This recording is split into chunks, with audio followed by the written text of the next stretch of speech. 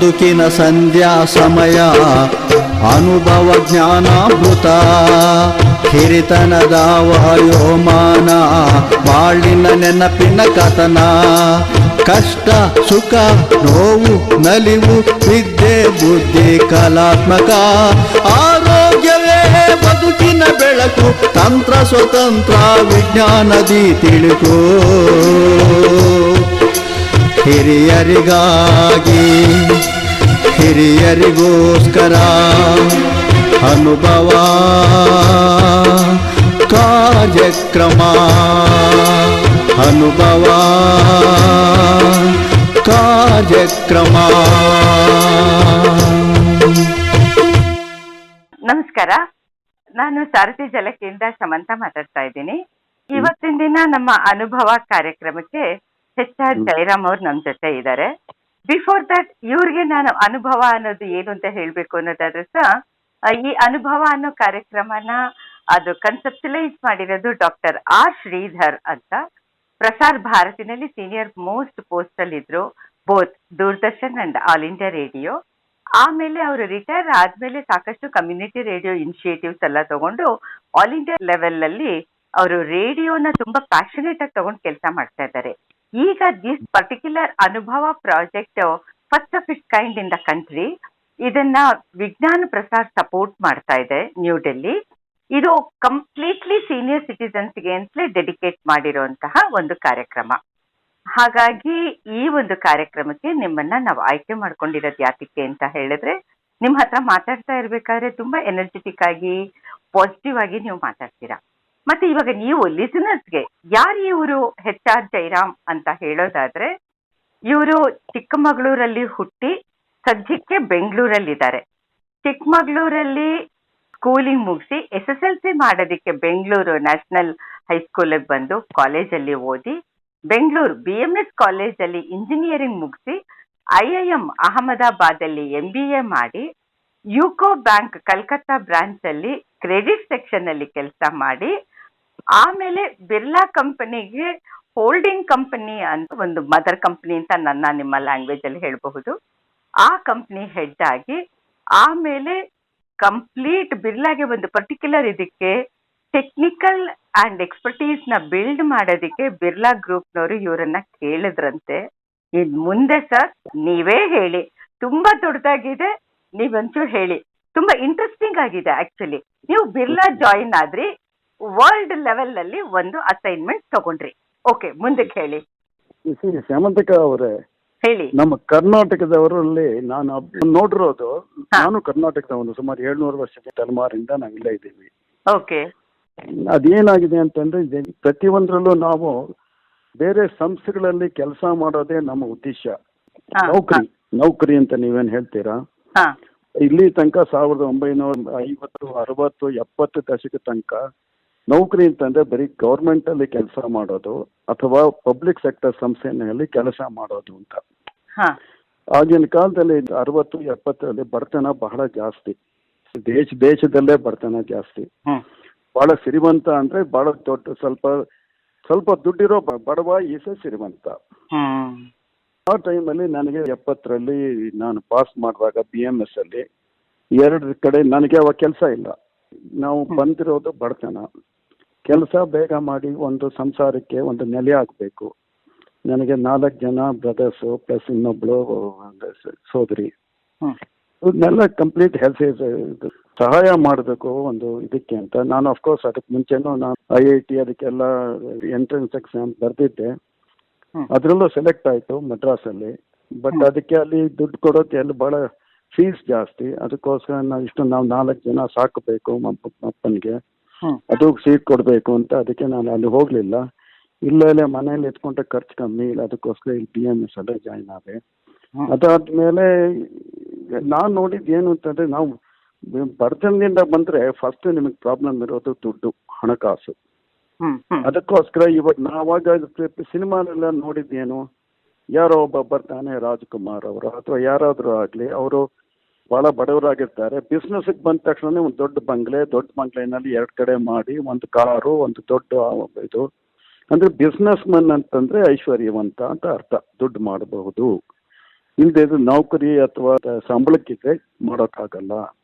ಆ ಉದ್ದೇಶದಿಂದ ನನಗೇನಾಯಿತು, ನಾನು ಬಿಸ್ನೆಸ್ ಮ್ಯಾನ್ ಆಗಬೇಕು, ನಾನು ಮುಂದೆ ಸಂಸ್ಥೆ ಸ್ಥಾಪನೆ ಮಾಡಬೇಕು, ದುಡ್ಡು ಸಂಪಾದನೆ ಮಾಡಬೇಕು, ಒಂದು 100 ಜನಕ್ಕೆ ನೌಕರಿ ಕೊಡಬೇಕು ಅಂತ ನನ್ನ ಉದ್ದೇಶದಿಂದ ನಾನು ಇನ್ಸ್ಟಿಟ್ಯೂಟ್ ಆಫ್ ಮ್ಯಾನೇಜ್ಮೆಂಟ್ಗೆ ಅಪ್ಲೈ ಮಾಡಿದೆ. ನನಗೆ 2 ಕಡೆ, ಅವಾಗ ಎರಡೇ ಇದ್ದಿತ್ತು, IIM ಕಲ್ಕತ್ತಾ, ಬೆಂಗಳೂರು ಆಮೇಲೆ ಬಂತು.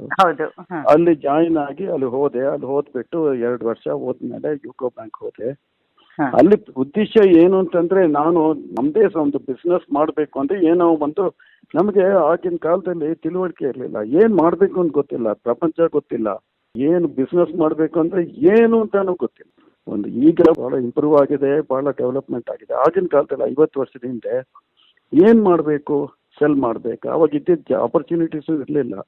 ಅದಕ್ಕೋಸ್ಕರ ಬ್ಯಾಂಕಿಂಗ್ ಸೇರಿದ್ರೆ ಏನಾದರೂ ಒಂದು ಮಾಡ್ಬೋದು ಅಂತ ಐಡಿಯಾ ಬರುತ್ತೆ. ಯಾಕೆಂದರೆ 100 ಕಂಪನಿಗಳು ಅಪ್ಲೈ ಮಾಡುತ್ತಾರೆ, ಸಾಲ ಬೇಕು, ಅವರಿಂದ ಐಡಿಯಾ ಸಿಗ್ಬೋದು ಅನ್ನೋ ದೃಷ್ಟಿಯಿಂದ ಬ್ಯಾಂಕಿಗೆ ಸೇರಿದೆ. ಅದರಲ್ಲಿ ಏನಾಗೋಯ್ತು ಅಂದರೆ, ಬ್ಯಾಂಕಲ್ಲಿ ಒಂದು ಅದೇ ಒಂದು ಇದೇ ಸಂಸ್ಕೃತಿನೇ ಬೇರೆ, ಅಲ್ಲಿ ಯಾರು ಕೆಲಸ ಮಾಡಲ್ಲ. ಕಲ್ಕತ್ತಾನಲ್ಲಿ ಕೆಲಸ ಅನ್ನೋದು ಒಳ ಅಲರ್ಜಿ. ಅಲ್ಲಿ ಮಾಡೋರು ಹೊರಗಿಂದ ಬಂದವ್ರು ಮಾತ್ರ ಕೆಲಸ ಮಾಡ್ತಾರೆ. ಹೌದು, ಅಲ್ಲಿ 11 ಗಂಟೆ ಆದ್ರೂ ದಿನಾನೇ ಆಗಿರೋದಿಲ್ಲ, ಬೆಳಗ್ಗೆ ಅವ್ರು ಹೇಳೋದೇ 9 ಗಂಟೆ, ಅವ್ರು ಬರೋದು 11 ಗಂಟೆ. ಅದಾದ್ಮೇಲೆ ಟೀ ಕೊಟ್ಕೊಂಡು ಚರ್ಚೆ ಮಾಡ್ತಿರ್ತಾರೆ, ಆಮೇಲೆ ಊಟ, ಆಮೇಲೆ ತಿರ್ಗಾ ಟೀ, ಆಮೇಲೆ ಹೊರಟೋಗ್ತಾರೆ ಮನೆಗೆ. ಇವತ್ತು ವೆಸ್ಟ್ ಬೆಂಗಾಲಲ್ಲಿ ಕೆಲಸ ಮಾಡೋದಂದ್ರೆ ಹೊರಗಿನವರೇ ಬಂದು ಕೆಲಸ ಮಾಡ್ತಾ ಇರೋದ್ರಿಂದ ಏನೋ ಉಳ್ಕೊಂಡಿದೆ. ಸೊ ಆದರೂ ಕೂಡ ನನಗೆ ಅದರಿಂದ ಬ್ಯಾಂಕ್ನಲ್ಲಿ ನನಗೇನು ಅಷ್ಟು ವಿಶೇಷವಾಗಿ ಸಿಗಲಿಲ್ಲ ಏನು ಮಾಡಬೇಕು ಅಂತ. ಬರೀ ದುಡ್ಡು ರೈಸ್ ಮಾಡ್ಬೋದು ಹಾಗೆ ಅಂತ ಗೊತ್ತಾಯಿತು. ಆಮೇಲೆ ಬಿರ್ಲಾಸ್ಗೆ ಸೇರಿದೆ. ಆದ್ಮೇಲೆ ಬಿರ್ಲಾಸಲ್ಲಿ ರೆಸ್ಪಾನ್ಸಿಬಿಲಿಟಿ ಭಾಳ ಕೊಟ್ಟರು, ಭಾಳ ಒಳ್ಳೆಯವರು. ಬಿರ್ಲಾಸ್ ಮೇಲೆ ಭಾಳ ಕೆಟ್ಟ ದೃಷ್ಟಿ ಇದೆ ಜನಗಳಿಗೆ. ನಾನು ನೋಡಿರೋದ್ರಲ್ಲಿ ಭಾಳ ಉಪಕಾರ ಮಾಡ್ತಾರೆ, ಭಾಳ ಸೇವಾ ಸಂಸ್ಥೆಗಳೆಲ್ಲ ಇಟ್ಕೊಂಡಿದ್ದಾರೆ, ಪ್ರಪಂಚದೆಲ್ಲ ಬಿಸ್ನೆಸ್ ಮಾಡಬೇಕು, ಭಾಳ ಒಳ್ಳೆ ದೃಷ್ಟಿ, ಒಳ್ಳೆ ಮನುಷ್ಯರು, ಒಳ್ಳೆ ಮಾರ್ವಾಡಿಗಳವರು. ಅವರು ದೊಡ್ಡ ಆಪರ್ಚುನಿಟಿ ಕೊಟ್ಟರು, ಪ್ರಪಂಚವೆಲ್ಲ ಓಡಾಡಿದೆ, ದೂರಾರು ಒಂದು ಭಾಳ ಸಂಸ್ಥೆಗಳನ್ನು, ಫ್ಯಾಕ್ಟ್ರಿಗಳನ್ನು ಶುರು ಮಾಡಿದೆ. ಆದಮೇಲೆ ನನಗೆ 33 ಆಗೋಯ್ತು. ಅವಾಗ ನನ್ನ ದೃಷ್ಟಿನೇ ಬೇರೆ. ನಾನು ಎಲ್ಲೆಲ್ಲೋ ಹೊಟ್ಟೋದ್ನಲ್ಲಪ್ಪ 33 ವರ್ಷದಲ್ಲಿ. ನಾನು ಏನು ಮಾಡಬೇಕು ಅನ್ನೋ ಒಂದು ದೃಷ್ಟಿನೇ, ಒಂದು ಉದ್ದೇಶನೇ ಬಿಟ್ಟು ಬೇರೆ ಕೆರಿಯರ್ ಬಿಲ್ಡ್ ಮಾಡೋಕ್ಕೆ ನೋಡ್ಬಿಟ್ನಲ್ಲಪ್ಪ ಅಂತ ನನ್ನ ಮೇಲೆ ಭಾಳ ನಂಬಿಕೆ ಜಾಸ್ತಿ ಇದ್ದಿಲ್ಲ. ಪರ್ಸನಲಿ ನಾನು ಅವ್ರ ಜೊತೆನೇ ಕೆಲಸ ಮಾಡ್ತಿದ್ದೆ. ಅವರು ನನಗೆ ಅವ್ರು ಹೇಳೋಕ್ಕೂ ಕಷ್ಟ, ನಾನು ಬಿಟ್ಬಿಡ್ಬೇಕು, ನಾನು ಹೋಗ್ಬಿಟ್ಟು ಬಿಸ್ನೆಸ್ ಮಾಡಬೇಕು ಅಂತ. ಅಷ್ಟಲ್ಲಿ ಅವರು ಮೇಜರ್ ಬಿರ್ಲಾ ಅವ್ರು ಹೋಗ್ಬಿಟ್ರು. 3 ತಿಂಗಳು ನಾನು ಹೇಳೋಕ್ಕಾಗಲಿಲ್ಲ ಅವ್ರಿಗೆ. ಕೊನೆಗೆ ಭಾಳ ಕಷ್ಟಪಟ್ಕೊಂಡು ಒಂದು ದಿವಸ ಹೋಗಿ ಹೇಳಿದೆ.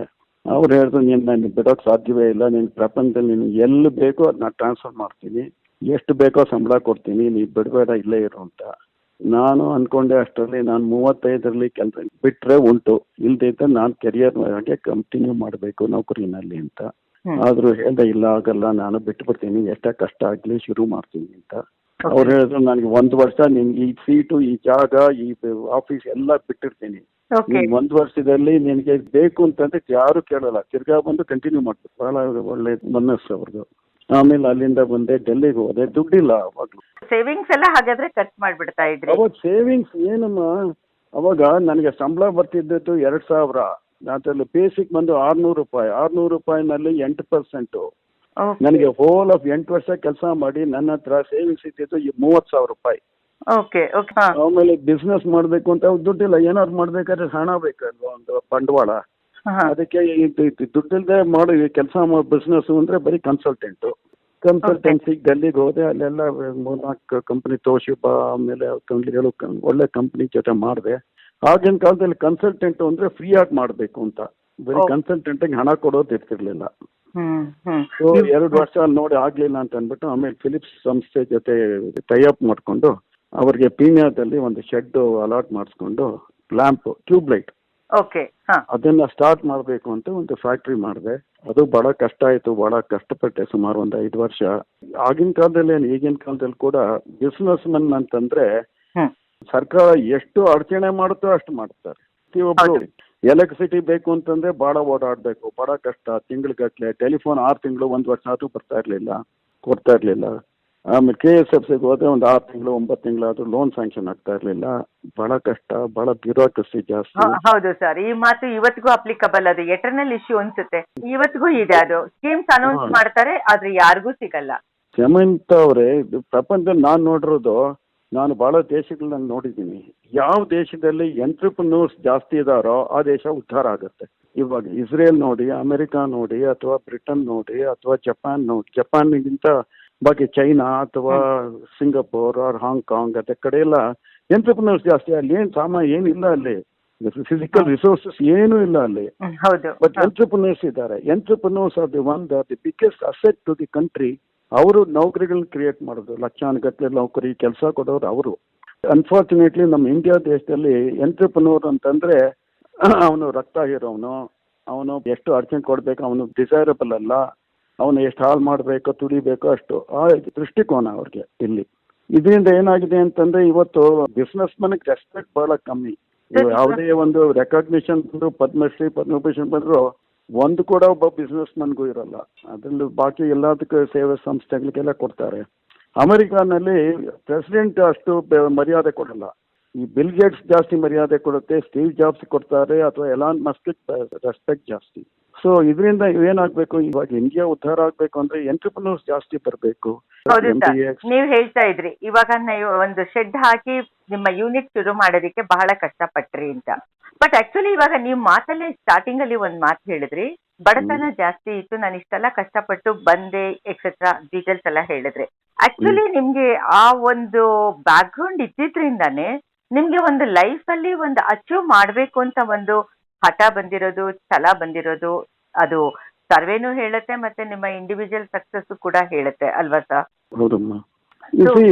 ಒಂದು ನಾನು ಹೇಳ್ತೀನಿ, ಬಿಸ್ನೆಸ್ ಮಾಡೋದು ಕೆಟ್ಟದಲ್ಲ, ಬಹಳ ಒಳ್ಳೇದು. ಪ್ರಪಂಚ ಉದ್ಧಾರ ಆಗ್ಬೇಕಾದ್ರೆ, ದೇಶ ಉದ್ಧಾರ ಆಗ್ಬೇಕು, ಸಂಸಾರ ಉದ್ಧಾರ ಆಗ್ಬೇಕು ಅಂದ್ರೆ ಬಿಸ್ನೆಸ್ ಮಾಡ್ಲೇಬೇಕು. ಅದರಿಂದ ಎಕಾನಮಿಸ್ಗೂ ಒಳ್ಳೆಯದು, ಪರ್ಸನಲ್ಗೂ ಒಳ್ಳೆಯದು. ಬಟ್ ಅದರಲ್ಲಿ ಬಹಳ ಕಷ್ಟ ಇದೆ. ಅದರಲ್ಲಿ ಛಲ ಇರಬೇಕು, ಅದರಲ್ಲಿ ಇಂಟೇಕ್ ಮಾಡ್ಕೊಡ್ದು, ಫೇಸ್ ಮಾಡಬೇಕು, ಅಷ್ಟೊಂದು ಫೇಸ್ ಮಾಡಬೇಕು. ಡೆಫಿನೆಟ್ಲಿ ಭಗವಂತ ಹೆಲ್ಪ್ ಮಾಡ್ತಾನೆ, ಯಾರನ್ನೂ ಬಿಟ್ಟಿಲ್ಲ. ಸೊ ನನಗೂ 5 ವರ್ಷ ಕಷ್ಟ ಆದ್ಮೇಲೆ ಬಹಳ ಚೆನ್ನಾಗಿ ಮಾಡ್ಕೊಂಡ್ಬಿಟ್ಟೆ. ಏನ್ ಶುರು ಮಾಡಿದ್ರಿ? ಟ್ಯೂಬ್ ಲೈಟ್ ಅಂತ ಹೇಳಿದ್ರಿ. ಟ್ಯೂಬ್ ಲೈಟ್ ಮಾಡ್ತಾ ಇದ್ದೆ ಫಿಲಿಪ್ಸ್ಗೆ. ಆಮೇಲೆ ಅದು 7-8 ವರ್ಷ ಚೆನ್ನಾಗಿ ಬಂತು. ಎಕ್ಸ್ಪೋರ್ಟ್ ಆಸ್ಟ್ರೇಲಿಯಾ ಅಲ್ಲಿಗೆಲ್ಲ ಎಕ್ಸ್ಪೋರ್ಟ್ ಮಾಡಿದೆ. ಸಡನ್ ಆಗಿ ಟ್ಯೂಬ್ ಲೈಟ್ ಸ್ವೀಟ್ ಆಗೋಯ್ತು. ಕಾಂಪ್ಯಾಕ್ಟ್ ಫ್ಲೋರೆಸೆಂಟ್ ಲ್ಯಾಂಪ್ ಬಂತು, ಟ್ಯೂಬ್ ಲೈಟ್ ಮಾರ್ಕೆಟೇ ಕಮ್ಮಿ ಆಗೋಯ್ತು. ಆಮೇಲೆ LED ಬಂತು. ಸೊ 1997ರಲ್ಲಿ ಫ್ಯಾಕ್ಟ್ರಿನ ಕ್ಲೋಸ್ ಮಾಡಿಬಿಟ್ಟೆ. ಆಮೇಲೆ ಏನ್ ಮಾಡೋದು, ಅದು ನನಗಿಂತ ಬಿಯಾಂಡ್ ಮೀ. ಟೆಕ್ನಾಲಜಿ ಬಂದ್ಬಿಟ್ರೆ ಅದು ಕೊಚ್ಕೊಂಡು ಹೊಟ್ಟೋಗುತ್ತೆ. ಸೊ ಬಹಳಷ್ಟು ಬಿಸ್ನೆಸ್ಗಳು ಮುಳುಗೋಗುತ್ತೆ. ಅದೇ ರೀತಿ ನನ್ನ ಬಿಸ್ನೆಸ್ ಆಬ್ಸಲ್ಯೂಟ್ ಆಗೋಯ್ತು, ಪ್ರಾಡಕ್ಟ್ ಆಬ್ಸಲ್ಯೂಟ್ ಆಗೋಯ್ತು. ಆಮೇಲೆ ನಾನು MS ರಾಮಯ್ಯನವರು ನನ್ನ ಕರೆದ್ರು, ನೀನು ಅಡ್ವೈಸರ್ ಆಗು, ನನಗೆ ಇಂಡಸ್ಟ್ರಿಗೆ ನಾವು ಬರಬೇಕು, ಸಾಫ್ಟ್ವೇರ್ಗೆ ಬರಬೇಕು ನಾನು. ನನಗೆ ಪರ್ಸನಲ್ ಆಗಿ ಬಂದು ಇನ್ವೈಟ್ ಮಾಡಿದ್ರು. ಸೊ ನಾನು ಸರಿ ಬರ್ತೀನಿ ಅಂತ ಅಂದ್ಬಿಟ್ಟು 98ರಲ್ಲಿ ಅವ್ರ ಜೊತೆ ಶುರು ಮಾಡಿದೆ ಮಾತಾಡೋದಕ್ಕೆ.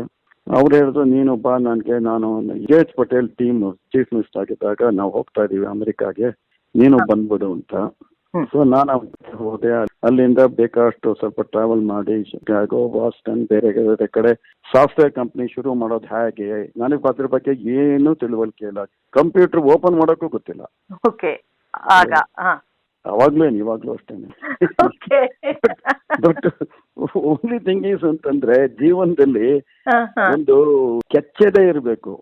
ಏನೇ ಪ್ರಾಬ್ಲಮ್ ಬರಲಿ ನಾ ಸಾಲ್ವ್ ಮಾಡ್ತೀನಿ, ಮಹಾ ದೃಢ ವಿಶ್ವಾಸ ಇದ್ರೆ ಜಯಿಸ್ಕೊಂಡ್ ಬರ್ತೀರಾ, ಏನೇ ಆಗ್ಲಿ ಜಯಿಸ್ಕೊಂಡ್ ಬರ್ತೀರಾ ಯಾವುದೇ ಸಿಚುವೇಶನ್ ಇದ್ರು.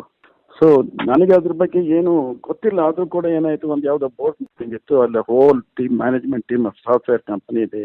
ನಾನು ಇನ್ವೈಟ್ ಮಾಡಿದ್ರು, ಏನ್ ಮಾಡ್ತೀರಾ ನೀವು, ಹೇಗೆ ಮಾಡ್ತೀರಾ ಅಂತ. ನಾನು ಯಾವುದೋ ಒಂದು ಹೋಟೆಲ್ನಲ್ಲಿ ಒಂದು ಟಿಶ್ಯೂ ಪೇಪರ್ ಬರ್ಕೊಂಡಿದ್ದೆ. ಅಲ್ಲಿ ಹೋಗ್ಬಿಟ್ಟು ಎಲ್ಲ ಎಕ್ಸ್ಪ್ಲೈನ್ ಮಾಡಿದೆ, ಇಂಡಿಯಾ ದೇಶದ ಬಗ್ಗೆ ಏನು, ನಮ್ಮ ಇಂಜಿನಿಯರಿಂಗ್ ಕಾಲೇಜಸ್ ಎಷ್ಟಿದೆ, ಎಷ್ಟು ಜನ ಇಂಜಿನಿಯರ್ಸ್ ಬರ್ತಾರೆ, ನಾವು ಇಲ್ಲಿ 12 hours ಟೈಮ್ ಡಿಫ್ರೆನ್ಸು, ನೀವು ಅಲ್ಲಿ ಕೆಲಸ ಮಾಡಿ ನಮಗೆ ಕೊಟ್ಟರೆ ನಾವು ಇಲ್ಲಿ ಕೆಲಸ ಮಾಡಿ ನಿಮ್ಗೆ ಕೊಡ್ತೀವಿ, 24 hours ಔಟ್ಪುಟ್ ಬರುತ್ತೆ. ಅದು ಬಹಳ ಅಪೀಲ್ ಆಗೋಯ್ತು ಅವ್ರಿಗೆ. ನೀನು ಬಹಳ ಸೆನ್ಸಿಬಲ್ ಆಗಿ ಮಾತಾಡ್ತೀಯಾ. ಇಮಿಡಿಯೇಟ್ಲಿ ಅವರೆಲ್ಲ ಚೇರ್ಮನ್ ಬಂದು ಎಲ್ಲ ಮ್ಯಾನೇಜಿಂಗ್ ಡೈರೆಕ್ಟರ್ಸ್ನ ಕರೆದು, immediately take a flight to India and I let us set up the software unit with him ಅಂತ. ಇಲ್ಲಿ ನಾನು ಬಂದ್ಬಿಟ್ಟು ಫಾಲೋ ಅಪ್ ಮಾಡಿ 1-2-3 ವಿಸಿಟ್ ಆಯ್ತು. ಇಲ್ಲೇ ಒಂದು ಸಾಫ್ಟ್ವೇರ್ ಕಂಪನಿ ಶುರು ಮಾಡಿದ್ವಿ MG ರೋಡಲ್ಲಿ. ಅದು ಇನ್ಫ್ಯಾಕ್ಟ್ ನನಗೆ ಸಾಫ್ಟ್ವೇರ್ ಬಗ್ಗೆ ನಾನು ಯಾವ್ದು ಸಾಫ್ಟ್ವೇರ್ ಕಂಪನಿ ನೋಡೂ ಇರಲಿಲ್ಲ. ಆಮೇಲೆ ನೋಡಿದ್ರೆ ನನ್ನ ದೃಷ್ಟಿ ಒಂದು ಪ್ರಿಜುಡಿಸ್ ಆಗತ್ತೆ ಅಂತ ಅಂದ್ಬಿಟ್ಟು ಅದಕ್ಕೆ ಏನೇನು ಬೇಕು ಅಂತ ಅಂದ್ಬಿಟ್ಟು ನಾವೇ ಇವೆಲ್ಲ ಡಿಸೈನ್ ಮಾಡಿ ಒಂದು ಎಸ್ಟಾಬ್ಲಿಷ್ ಮಾಡಿದ್ವಿ. That was the best software infrastructure in Bangalore ಅವಾಗ. ಅವಾಗ Even- ನೀವು ರಾಮಯ್ಯ ಅವ್ರ ಜೊತೆನೇ ಇದ್ರಿ? ಹೌದು, ಅವ್ರದ್ದೇ company joint okay venture. Okay.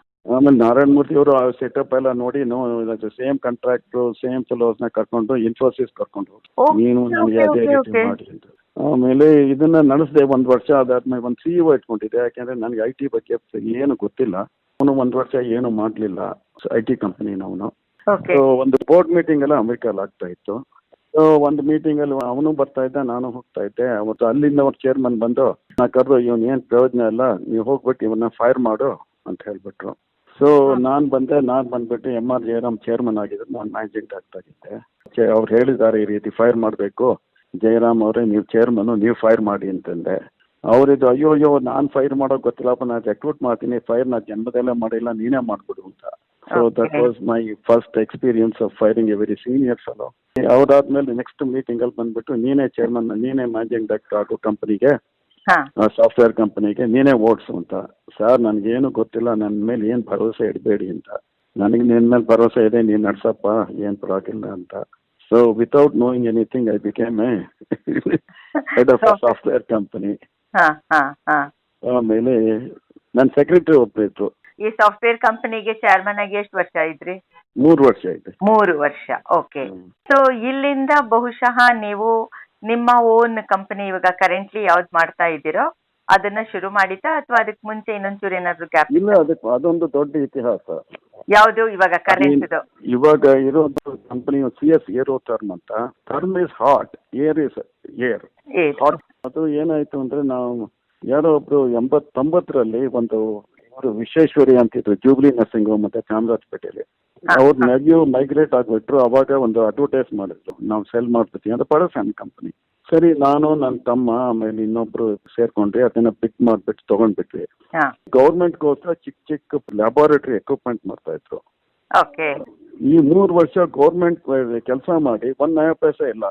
ಪ್ರತಿಯೊಂದು ಟೆಂಡರ್ಗೆ ದುಡ್ಡು ಕಟ್ಟೋದು, ಆಮೇಲೆ ಮ್ಯಾನುಫ್ಯಾಕ್ಚರ್ ಮಾಡಿ ಸಪ್ಲೈ ಮಾಡೋದು, ಅದು ಇನ್ಸ್ಟಾಲ್ ಮಾಡಿ ದುಡ್ಡೇ ಬರ್ತಾ ಇಲ್ಲ. 1 ವರ್ಷ 2 ವರ್ಷ ಗೌರ್ಮೆಂಟ್ ಇಂದ.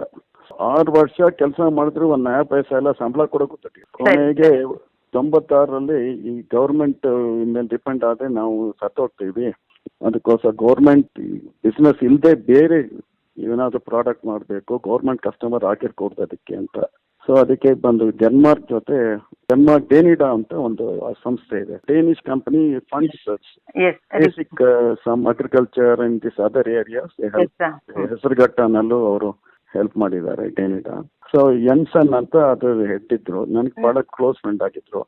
ಈಗ ನಿಮ್ದು ಡ್ಯಾನಿಡಾ ಸಂಸ್ಥೆ ಜೊತೆಗೆ ನಿಮ್ಮ ಒಂದು ಕೋಆರ್ಡಿನೇಷನ್ ಮತ್ತೆ ಹೊಸದಾಗಿ ನಿಮ್ಮದೇ ಒಂದು ಸಕ್ಸಸ್ಫುಲ್ ಕಂಪ್ನಿ ಕಟ್ಟೋದಕ್ಕೆ ಡ್ಯಾನಿಡಾ ಸಂಸ್ಥೆ ನಿಮ್ಗೆ ಸಹಾಯ ಮಾಡ್ತು. ಇದು ಯಾವ ರೀತಿ ಸಹಾಯ ಮಾಡ್ತು, ಹೇಗೆ, ಏನು ಅಂತ ಡೀಟೇಲ್ಸ್ ನ ನೀವು ನಮ್ಗೆ ನೆಕ್ಸ್ಟ್ ಎಪಿಸೋಡ್ ಅಲ್ಲಿ HR ಜಯರಾಮ್ ಅವರು ನಮ್ಗೆ ತಿಳಿಸ್ಕೊಡ್ತಾ ಇದ್ದಾರೆ. ತುಂಬಾ ಇಂಟ್ರೆಸ್ಟಿಂಗ್ ಆಗಿದೆ ಸರ್ ನಿಮ್ಮ ಎಕ್ಸ್ಪೀರಿಯನ್ಸ್, ತುಂಬಾ ಇಂಟ್ರೆಸ್ಟಿಂಗ್ ಆಗಿದೆ. ನಾನು ನೆಕ್ಸ್ಟ್ ಎಪಿಸೋಡ್ ಅಲ್ಲಿ ಇವಾಗ ನೀವು ನಡೆಸ್ತಾ ಇರೋ ಸಂಸ್ಥೆ ಬಗ್ಗೆ ಡೀಟೇಲ್ಸ್ ಹೇಳ್ತಾ ಇದ್ದೀರಾ, that is Aerotherm. Thank you sir. Thank you Hemanth.